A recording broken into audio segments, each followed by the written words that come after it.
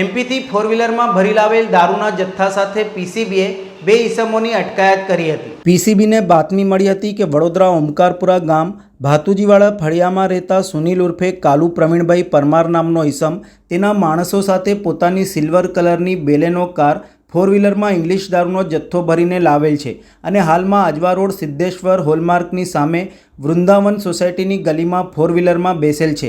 જે હકીકત આધારે માહિતી મુજબની જગ્યાએ રેડ કરતા ફોર વ્હીલરમાં ભરી લાવેલ ઇંગ્લિશ દારૂના જથ્થા સાથે 2 ઈસમોને ઝડપી પાડી બાપોદ પોલીસ મથકે પ્રોહિબિશન અંગેનો ગુનો રજીસ્ટર કરાવાયો હતો। કાયદેસરની કાર્યવાહી કરવામાં આવેલ છે।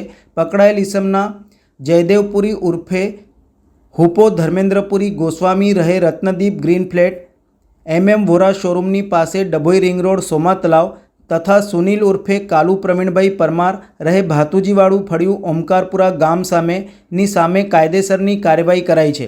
જ્યારે નીરવ સોલંકી તથા દારૂનો જથ્થો ભરી આપનારની શોધખોળ હાથ ધરાઈ છે।